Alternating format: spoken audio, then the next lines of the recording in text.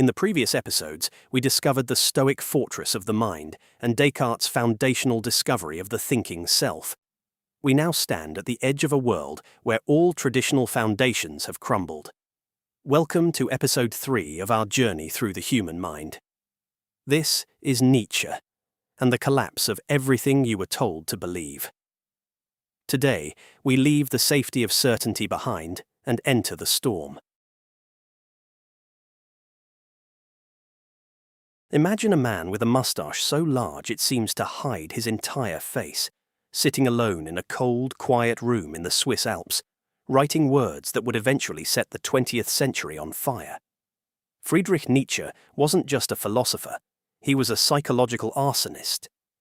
If the Stoics were the ones who taught us how to build a fortress around the mind to keep the world out, Nietzsche was the one who came with a sledgehammer to see if that fortress was even worth standing in. Before we dive into his mind, we have to understand the world he was looking at in the late 1800s.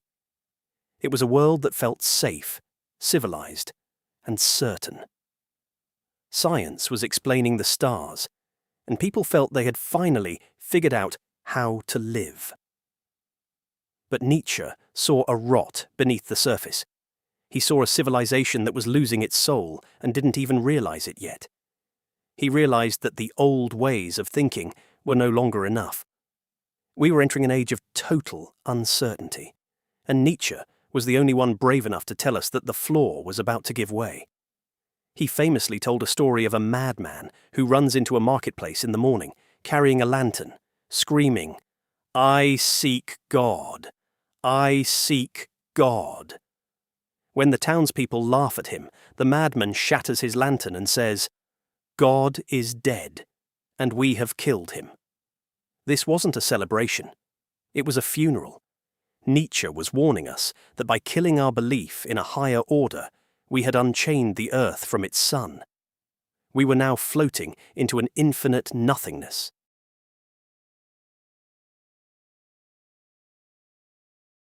This brings us to the core of the modern crisis: nihilism. For thousands of years, humans didn't have to wonder why they were here. God provided the objective script. You knew what was good and evil because a cosmic judge had already decided. But as science took over, that script was torn up. Nietzsche realized that if you remove the ultimate authority, the entire structure of human meaning collapses. If there is no cosmic judge, then who decides what is right? What is the point of human suffering? Why bother with ethics if we are just biological accidents? This is the birth of the existential crisis. Nietzsche's work was a desperate attempt to find a way to stay sane in a world that suddenly felt empty. He knew that if we didn't find a new way to create meaning, the modern mind would fall into a deep, dark depression. A will to nothingness where we simply stop caring about life itself. Nietzsche looked at the society of his time and saw that most of us are too afraid to face this void. Instead of creating our own meaning, we hide in what he called the herd. We follow the rules, we act meek and humble, and we tell ourselves that being nice is the ultimate virtue. He called this slave morality. It is a psychology born from resentment, a deep, bitter resentment. He argued that the weak, unable to achieve greatness or power, subconsciously decided to flip the script. They decided that everything strong, pride, ambition, sexuality, vitality, was evil, and everything weak, poverty, humility, obedience, was good. From a psychological perspective, this is a form of self-sabotage. It's when we suppress our natural drives because we are afraid of what the herd will think. We become good people, not because we choose to be, but because we are too afraid to be anything else. Nietzsche wanted us to stop being reactors to life and start being the creators of it. He wanted us to look at our shadow, as Jung would later call it, and own our power rather than hiding it behind a mask of false humility.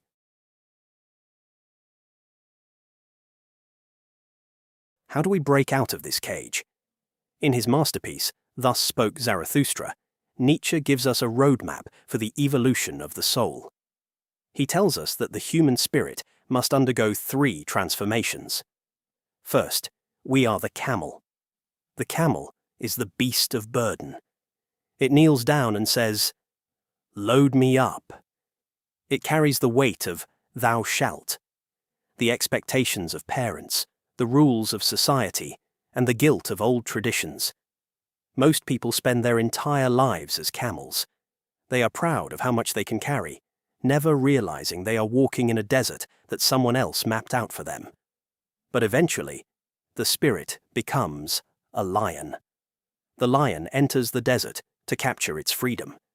It meets the great dragon, a monster where every gold scale shines with a "thou shalt." The lion screams back, "I will." This is the stage of rebellion. It's the necessary angry phase of self-discovery where you realize your mind belongs to you. But the lion has a limit. It can destroy old values, but it cannot create new ones. It is defined by what it hates. To truly heal, the spirit must undergo one final change. It must become a child. Nietzsche says the child is innocence and forgetting, a new beginning. A child doesn't create to please a critic. They create because it's a game.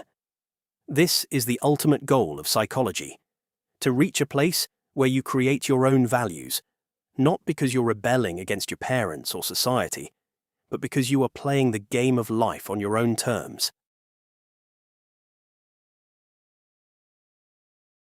This leads us to his most misunderstood idea, the will to power.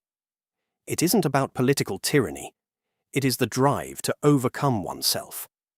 Nietzsche believed that we aren't driven by a desire for happiness.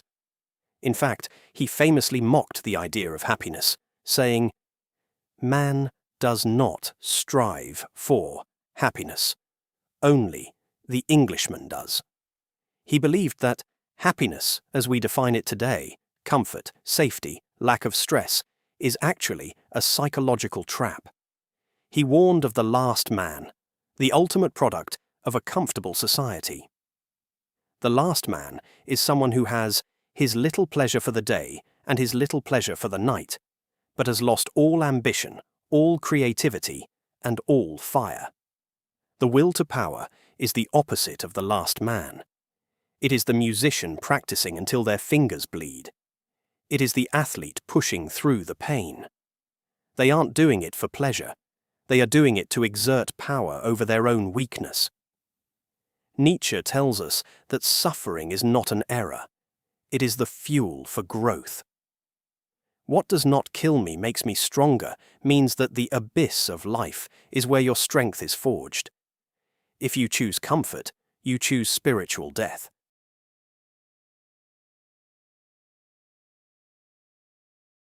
How do you know if you've actually mastered your own mind?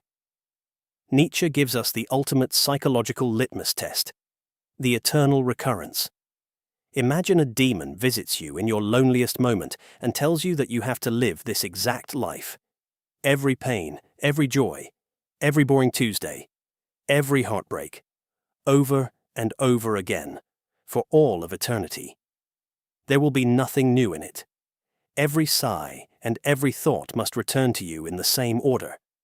Would you fall to the ground and curse that demon? Or would you say, "Never have I heard anything more divine"? Nietzsche calls this amor fati, the love of fate. It's not just accepting your life, it's loving it so much that you would be willing to repeat it forever. This is the path to the Ubermensch, or the Overman. The Overman is the one who has looked into the abyss of a meaningless world and decided to paint their own meaning onto it. They are the architect of their own soul. They don't wait for a god or an algorithm to tell them who to be.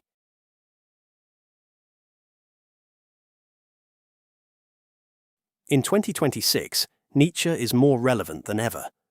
We live in the world of the last man. We are surrounded by apps designed to keep us comfortable, entertained, and distracted from the void. We have the herd at our fingertips via social media, where the pressure to fit in and follow the slave morality of the crowd is more intense than it was in Nietzsche's time. He would look at our world and tell us that we have traded our will to power for will to comfort. He would tell us that our anxiety comes from the fact that we are still camels, carrying the weight of 1,000,000 digital voices. To be sane today, you have to have the courage to be the lion, to say no to the digital herd, and then the child, to create a life that is truly yours.